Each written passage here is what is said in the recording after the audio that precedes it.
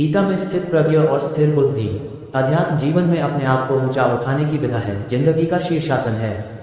इसी प्रक्रिया से मनुष्य अंतःकरण की प्रसन्नता व दुखों से निवृत्ति की प्रक्रिया का विकास कर स्थित प्रज्ञ बनता चला जाता है। इसी को श्रीमद् भगवद गीता के द्वितीय अध्याय के 67वें श्लोक में कहा जा रहा है। भगवान श्री कृष्ण कहते हैं, इंद्रियाणा ही चरता यन्मनोनुविधीयते तदस्य हरति प्रज्ञा वायुर्नावमिवाम्भुवि। अर्थात जैसे जल में चलने वाली नाव को वायु हर लेती है, वैसे ही विषयों में विचरती हुई इंद्रियों में से मन जिस इंद्रिय के साथ रहता है वह एक ही इंद्रिय से युक्त पुरुष की बुद्धि को हर लेती है। उद्धरण चिन्ह। प्रस्तुत श्लोक बड़े गहरे अर्थों वाला व सही अर्थों में एक औपनिषदिक शैली में वर्णित काव्य की पराकाष्ठा का द्योतक है। भगवान कहते हैं कि नाव जो जल में चल रही है, हवा का प्रवाह आते ही न जाने कहां से कहां पहुंचाया जा सके। भगवान ने नाव की उपमा उस मन से दी है जो किसी भी इंद्रिय से प्रभावित हो, उसके वशीभूत हो, स्वच्छंद बर्ताव करने लगता है एवं प्रवाह में बह जाता है। वह एक ही इंद्रिय से प्रभावित हो, उसके वशीभूत हो, स्वच्छंद बर्ताव करने लगता है और प्रवाह में बह जाता है। वह एक ही इंद्रिय इस योगभ्रष्ट पुरुष की बुद्धि को दुर्गति में बदलने हेतु सक्षम है। इतना प्रबल है आसक्ति से जन्मी वासना का वेग। एक ही इंद्रिय काफी है मनुष्य को पतन की दिशा में ले जाने के लिए। वाणी ही काफी है, रसना ही काफी है, कर्णेंद्रियों ज्ञानेंद्रियों से प्रविष्ट वासना ही काफी है। इतना सशक्त प्रबल वेग होते हैं चंचल स्वच्छंद इंद्रियों में जो मन को अपनी इच्छानुसार चलने को विवश कर देती हैं।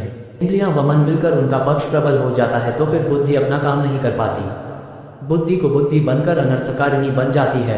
इससे विपरीत बुद्धि के अनुकूल मन और मन के अनुकूल इंद्रियां हो जाती हैं तो जीवन का सारा व्यवहार आत्मा के अनुकूल होता चला जाता है। संत विनोबा स्थितप्रज्ञ दर्शन में कहते हैं कि बुद्धि नौक की तरह तारक होती है, परंतु मन की पकड़ में आ जाए तो वही मारक होती है।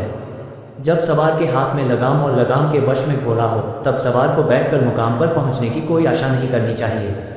इसी बात को कठोपनिषद में भी ऋषि ने समझाया है। लगभग वही प्रतिपादन यहाँ योगीराज श्री कृष्ण ने नाव की उपमा देकर समझाया है। बुद्धि रूपी तारक नौक यदि हवा के वश में बहने लगे तो फिर पार नहीं लगा जा सकता।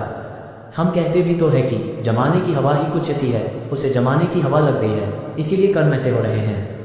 इन सब के पीछे उस प्रबल वेग की संभावनाएं बताई गई है। बुद्धि यदि मन की पकड़ में आ जाए तो फिर उसकी तारक शक्ति नष्ट हो जाती है और वह उस व्यक्ति को डुबोकर ही रखती है। ये श्लोक कई मायनों में विशिष्ट है। संत ज्ञानेश्वर कहते हैं, ये श्लोक खतरे की घंटी का सूचक है। बताया गया है कि मनुष्य भले ही लगभग स्थितप्रज्ञ हो गया हो तो भी उसे असावधान नहीं रहना चाहिए। वे मराठी में कहते हैं, प्राप्ते ही पुरुषे इंद्रिय लालिली जरी कवतिके तरी आक्रमिला जान दुखों सांसारिके। मराठी में वर्णित इस कथन का भावार्थ है कि पहुंचा हुआ पुरुष प्राप्त पुरुष भी यदि कुतूहल से इंद्रियों को दुलराए तो उस पर प्रापंचिक दुखों का आक्रमण हुआ ही समझो। कुतूहल का अर्थ है सहज भाव से, असावधानी से या गफलत में आकर। श्री ज्ञानदेव ने गीता के 67वें श्लोक के साथ सटीक विवेचना के रूप में उपर्युक्त तथ्य लिखा है। भावार्थ यही है कि मानव को किसी भी दशा में अपने मन को खुला नहीं छोड़ना चाहिए।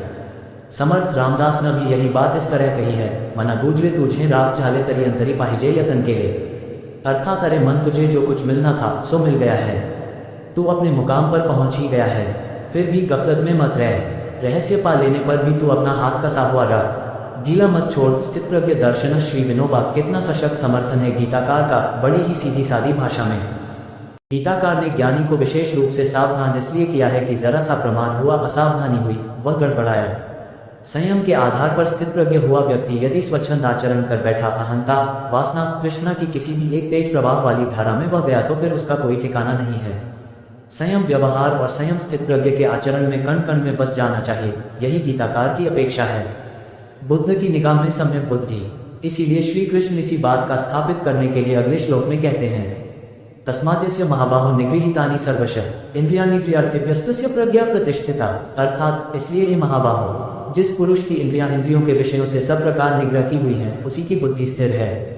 ऐसे ही सिद्ध पुरुष की बुद्धि स्थिरता का प्राप्त होती है। बड़ा ही स्पष्ट निर्देश अर्जुन की गुरुसत्ता का है कि संयम में ढिलाई नहीं चल सकती। तस्मात् शब्द का अर्थ है इसलिए, अर्थात अब तक जो बात स्थितप्रज्ञ के लिए योगी के विषयों में आसक्ति से निवृत्ति के विषय में बताए, उसे हम पुनः दोहराते हैं।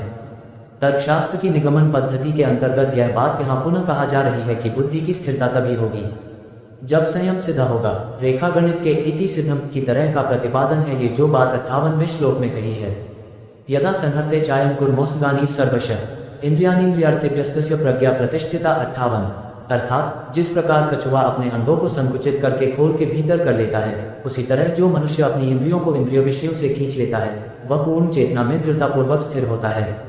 अर्जुन को एक आदर्श पात्र मानकर एक सच्चा स्थितप्रज्ञ लोक से भी कैसे बना जा सकता है, ये बात गीता में कही गई है। इसी क्रम में भगवान आगे कहते हैं, या निशा सर्वभूताना तस्या जागृति संयमी यस्या जागृति भूतानी सा निशा पश्चितो मुने। स्थितप्रज्ञ की जीवनचर्या सामान्य से औरों से भिन्न क्यों होती है, उसका दृष्टिकोण कैसा होना चाहिए। वे कहते हैं कि संपूर्ण प्राणियों के लिए जो रात्रि है, उसमें संयमी व्यक्ति नित्य ज्ञान स्वरूप परमानंद की प्राप्ति में स्थितप्रज्ञ योगी जागता है। जिस नाशवान सांसारिक सुख की प्राप्ति में सब प्राणी जागते हैं, परमात्मा तत्व को जानने वाले मुनि के लिए वह रात्रि के समान है। वस्तुतः इंद्रिय तुष्टि का उत्तेजना में और विश्रांतिजनक जीवन बिताने वाले सामान्य लोग एक आत्मसंयमी व्यक्ति के पूर्ण सुख व आनंद की कल्पना भी नहीं कर सकते। उन्हें शब्द मुनि के लिए मननशील के लिए प्रयुक्त किया गया है। वह कामोद्वेगों के कोलाहलपूर्ण संसार से ऊपर उठ चुका होता है। यहाँ गीताकार ने स्पष्ट कहा है कि योगी जीवनक्रम को पूरी तरह उलट देता है। वह सांसारिक लोगों से ऊपर उठ चुका होता है। यहाँ गीताकार ने स्पष्ट कहा है कि योगी जीवनक्रम को पूरी तरह उलट देता है। वह सांसारिक लोगों से ऊपर चलता है। योगी की सबसे सटीक व्याख्या वाला श्लोक यही है जो गीता में बिल्कुल सही स्थान पर स्थितप्रज्ञ की परिभाषा देता हुआ उद्धत है। श्री रामकृष्ण परमहंस कहा करते थे कि 3 प्रकार के व्यक्ति रात में जागते हैं, रोगी, भोगी व योगी। भोगी व रोगी को सब जानते हैं कि क्यों वह रात में जागते हैं। हमें योगी की पहचान करनी होगी, जो स्थितप्रज्ञ की स्थिति में रहता है, सोते रहते हुए भी जागता है, जागरूक करता है, जा महानिशा का ध्यान करके सोता है, हमेशा परम सत्ता में स्थिति में रहता है, वही योगी है। परम पूज्य गुरुदेव कहा करते थे कि हर लोकसेवी को थोड़ी देर के लिए महानिशा का प्रलय की स्थिति का जब सारा जग सो जाएगा, ध्यान अवश्य करना चाहिए। ये ध्यान रात्रि में सामान्यतः प्रथम पहर में किया जाता है, किंतु जल्दी सोने व उठने वाले इसे ब्रह्म मुहूर्त में संपन्न कर सकते हैं। इससे बड़ी शीघ्र स्थितप्रज्ञ की स्थिति सिद्ध होती है। उपर्युक्त श्लोक यदि हम सूक्ष्म अर्थों में समझ ले तो ही हम स्थितप्रज्ञ विषय के साथ न्याय कर पाएंगे।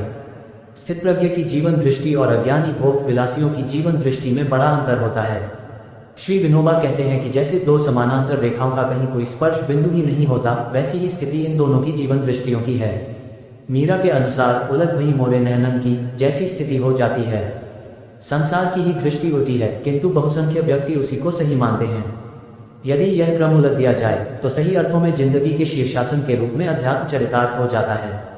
यही स्थितप्रज्ञ की स्थिति का वर्णन है। 69वें श्लोक में जो वर्णन है वह शाब्दिक अर्थ में न होकर बड़े ही महत्वपूर्ण सूक्ष्मतम अर्थों में है। सामान्य व्यक्ति भोजन करता है, उदरपूर्ति हेतु स्थितप्रज्ञ का भोजन एक यज्ञ है। वह आद्य शंकराचार्य के शब्दों में औषध रूप में आहार ग्रहण करता है। यहाँ भोगवृत्ति नहीं है। इसी प्रकार सामान्य व्यक्ति निद्रा में तो जाते हैं, पर उनकी एक रात ज्ञानक्षय का कारण बन जाती है, जबकि स्थितप्रज्ञ की निद्रा निर्दोष प्रमाण मुक्त और निस्वप्न होती है। उसकी नींद में नए नए विचारों को पोषण मिलता रहता है, नई कल्पनाएं आती है। ये नींद तमोगुणी नहीं, सतोगुणी है। स्थितप्रज्ञ का जीवन व्यवहार स्वाभाविक, सरल और खुलासा होता है, जबकि सामान्य व्यक्ति का शिष्टाचार के नाम पर दंभ और बनावटी ढोंग से भरा हुआ। वस्तुतः इस श्लोक का भावार्थ यह है कि दूसरे लोग सामान्य जन फल के प्रति जागरूक रहते हैं और कर्तव्य के प्रति सोते रहते हैं, किंतु स्थितप्रज्ञ केवल फल के प्रति सोता है और कर्तव्य के विषय में जागृत रहता है। अति महत्वपूर्ण द्वितीय अध्याय की समापन की स्थिति में अगला श्लोक और भी गहरे अर्थों वाला है। 70वां श्लोक कहता है, आपूर्यमाणं च प्रतिष्ठं समुद्रमाप प्रविशन्ति यद्वत् तद्वत् कामायं प्रतिशन्ति सवे स शान्तिमापनोति न कामकामी। अर्थात जैसे नदियों के जल सब ओर से परिपूर्ण अचल प्रतिष्ठा वाले समुद्र में उसको विचलित न करते हुए ही समा जाते हैं, वैसे ही सब भोग जिस स्थितप्रज्ञ पुरुष में किसी भी प्रकार का विकार उत्पन्न किए बिना ही समा जाते हैं, वही पुरुष परम शांति को प्राप्त होता है, न कि भोगों को चाहने वाला। समुद्र में सारी नदियां समाती चली जाती है, पर समुद्र सदैव शांत बना रहता है। अशांत तीव्र प्रवाह वाली नदियां आकर एक शांत समुद्र में अपनी अंतिम नियति को प्राप्त होती हैं। समुद्र अचल है, परिपूर्ण प्रतिष्ठित है। ठीक इसी प्रकार की उपमा स्थितप्रज्ञ व्यक्ति की भगवान ने यहाँ दी है। बिना किसी भी प्रकार का विकार उत्पन्न किए हलचल मचाए इंद्रिय भोग जिस महापुरुष में जाकर समा जाए, उसमें कोई भी विकृति पैदा न कर पाए, ऐसा ही पुरुष पूर्ण पुरुष बना आत्मशांति को प्राप्त होता है। क्या ऐसा व्यक्तित्व विकसित किया जा सकता है? अरुंधति को दुर्वासा ऋषि के पास भोजन प्रसाद लेकर जाना था, तो वे अपने पति वशिष्ठ ऋषि के पास आई। बगोली की नदी तो प्रबल वेग से उफन रही है, हम कैसे जाएं? ऋषि बोले, नदी के पास जाकर कहना कि यदि वशिष्ठ ऋषि ब्रह्मचारी हैं तो मुझे रास्ता दे दें। पशुपेश में पड़ गई अरुंधति, हमारे तो बच्चे हैं, हमारे पति ब्रह्मचारी कैसे हुए? फिर भी सोचा कि ऋषि की वाणी है, मिथ्या नहीं हो सकती। गई नदी से बोली, नदी ने मार्ग दे दिया। दुर्वासा ऋषि को भोजन करा दिया। पूछा, अब मैं वापस कैसे जाऊं? नदी तो पुनः उसी वेग से बह रही है। ऋषि बोले, जाओ नदी से कहना कि यदि दुर्वासा ऋषि निराहारी हो तो मुझे रास्ता देगा। सोचने लगी अरुंधति की अभी तो इतना भोजन किया है, निराहारी कैसे हुए। फिर भी चल पड़ी, नदी से बोली और मार्ग मिल गया। लौटने पर वशिष्ठ मुनि ने समझाया कि मर्म तुम समझी कि नहीं, हमारी इंद्रियां भोग में लिप्त नहीं है, अंतःकरण निर्मल है, देह व्यापार चलता रहता है, अंतरात्मा अपन विशुद्ध रूप में बनी रहती है। इसलिए हमने अपन विषय में ब्रह्मचर्य पालन की बात कही थी। दुर्वासा इंद्रिय तृप्ति के लिए आहार लेते तो ग्रहण करने वाले कहलाते। ईश्वरीय चिंतन में लीन ऋषि महापुरुषों को इंद्रिय भोग नहीं व्यापते। जहाँ इंद्रियों को तृप्ति मिलती है वहाँ आदमी के समुद्र में हलचल पैदा हो जाती है, आत्मारूपी समुद्र में हलचल पैदा हो जाती है। आत्मारूपी समुद्र में यदि कोई हलचल न पैदा हो, ऐसा व्यक्ति इंद्रिय भोग करता हुआ दिखाई देकर भी वैसा होता नहीं है। इस श्लोक में एक शब्द आया है न कामकामी, अर्थात जो कामों के पीछे दौड़ता है उसे शांति प्राप्त नहीं होती, वह सतत उद्विग्न विक्षुब्ध तनावग्रस्त एवं रोगी ही बना रहता है। काम शब्द से यहाँ जो आशय है वह बाह्य इंद्रिय सुख देने वाले उपभोग्य विषयों से है। यह एक प्रकार का विकार है जो अधोपतन का कारण बनता है। कामना शब्द काम से भिन्न है, इसीलिए इस भली भांति समझ लेना चाहिए। स्थितप्रज्ञ के समीप विश्व के अनंत विषय आते रहते हैं इंद्रियां के सभी स्रोतों से, परंतु समुद्र जिस तरह सारे पानी का अपने स्वरूप में ग्रहण कर आत्मसात कर लेता है, उसी तरह स्थितप्रज्ञ सारे विषय भोगों को अपने स्वरूप में मिला लेता है।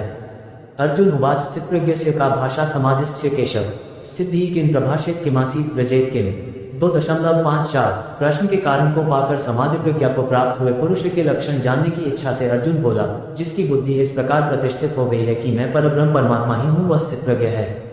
हे केशव, ऐसे समाधि में स्थित हुए स्थितप्रज्ञ पुरुष की क्या भाषा होती है, यानी वह अन्य पुरुषों द्वारा किस प्रकार के लक्षणों से बतलाया जाता है, तथा वह स्थितप्रज्ञ पुरुष स्वयं किस तरह बोलता है, कैसे बैठता है और कैसे चलता है, अर्थात उसका बैठना चलना किस तरह का होता है। इस प्रकार इस श्लोक से अर्जुन स्थितप्रज्ञ पुरुष के लक्षण पूछता है, जो पहले से ही कर्मों को त्याग कर ज्ञान निष्ठा में स्थित है और जो कर्मयोग से ज्ञान निष्ठा को प्राप्त हुआ है। उन दोनों प्रकार के स्थितप्रज्ञों के लक्षण और साधन प्रजाति इत्यादि श्लोक से लेकर अध्याय की समाप्ति पर्यंत कहे जाते हैं। अध्यात्म शास्त्र में सभी जगह कृतार्थ पुरुष के जो लक्षण होते हैं वे ही यत्न द्वारा साध्य होने के कारण दूसरों के लिए साधन रूप से उपदेश किए जाते हैं। जो यत्न साध्य साधन होते हैं वे ही सिद्ध पुरुष के स्वाभाविक लक्षण होते हैं। स्थितप्रज्ञ ज्ञानी किसे कहते हैं? गीता में अर्जुन श्री कृष्ण से पूछते हैं, हे मधुसूदन, ये स्थितप्रज्ञ क्या होता है, इसे समझाओ। दोखेष्वनुद्विग्नं न सुखेषु विगत स्पृहा वित्राग्भय क्रोध स्थितिर्मुनिरुच्यते 2:56। भगवान श्री कृष्ण कहते हैं, पार्थ, द्वैत भोगते हुए भी जिसके मन में उद्वेग नहीं होता और जो न ही सुख की लालसा रखता है तथा जिसके हृदय में क्रोध, मोह, भय आदि विकारों के लिए कोई स्थान नहीं होता है, वह मनुष्य स्थितप्रज्ञ है। वह मुनि सन्यासी स्थिर बुद्धि कहा जाता है। यह सर्वत्रान्विस्नेहस्तत्प्राप्य शुभाशुभम नाभिनंदति न द्वेष्टि तस्य प्रज्ञा प्रतिष्ठिता। गीता 2:57। अर्थात सब जगह आसक्ति रहित हुआ जो मनुष्य उस शुभ या अशुभ वस्तु को प्राप्त होकर न प्रसन्न होता है और न द्वेष करता है, उसकी बुद्धि स्थिर है। जो निरंतर आत्मभाव में स्थित, दुख सुख को समान समझने वाला, मिट्टी पत्थर और स्वर्ण में समान भाव वाला, ज्ञानी प्रिय तथा अप्रिय को एक सा मानने वाला और अपनी निंदा स्तुति में भी समान भाव वाला है, वही गुणातीत है। गीता 14:24। गीता में परमात्मा को प्राप्त करने के लिए स्थितप्रज्ञ मनुष्य में समता का होना एक आवश्यक लक्षण बताया गया है। स्थितप्रज्ञता के लिए आवश्यक है निष्काम भक्ति और अनन्य शरणागति। स्थितप्रज्ञता के लिए मनुष्य में निष्काम भक्ति और अनन्य शरणागति आवश्यक है। अनेक जन्मों तक की गई प्रार्थना, अर्चना, सत्कर्म आदि के रूप में किए गए कठोर परिश्रम से जो पुण्यफल संचित होते हैं, उसी से निष्काम भक्ति मनुष्य के हृदय में अंकुरित होती है। ऐसी भक्ति से ही भगवान का साक्षात्कार होता है, क्योंकि भक्ति से जो चित्त पिघल जाता है उस पिघले हुए चित्त में भगवान की छवि अंकित हो जाती है, जैसे पिघली हुई लाख में वस्तु की छाप आ जाती है। स्थितप्रज्ञ मनुष्य की बुद्धि स्थिर रहती है। स्थितप्रज्ञ व्यक्ति अपनी इंद्रियों को विषयों से समेटकर उन्हें अपने वश में कर लेता है तथा मन को ईश्वर में लीन कर लेता है। ध्यायतो विषय पुंसः संगस्तेषु जायते संगात् संजायते कामः कामात् क्रोधो विजायते क्रोधात् भवति समोहः समोहात् स्मृति विभ्रमः स्मृतिभ्रंशात् बुद्धिनाशो बुद्धिनाशात् प्रणश्यति। विषयों का निरंतर चिंतन करने वाले पुरुष की विषयों में आसक्ति हो जाती है। आसक्ति से उन विषयों की कामना उत्पन्न होती है और कामना में विघ्न बनने से क्रोध उत्पन्न होता है। क्रोध से समोह मुभाव उत्पन्न होता है। समोह से स्मृतिभ्रम होता है, भान भूलना। स्मृतिभ्रम से बुद्धि अर्थात ज्ञान शक्ति का नाश होता है और बुद्धिनाश होने से सर्वनाश हो जाता है। आशा करता हूँ आपको ये ज्ञान व अनुभव ब्रह्मचर्य वाला वीडियो आपको अच्छा लगा होगा। इसलिए निरंतर ज्ञान मार्ग पर चले और हमारे साथ जुड़े रहने के लिए चैनल को सब्सक्राइब अवश्य करें। धन्यवाद।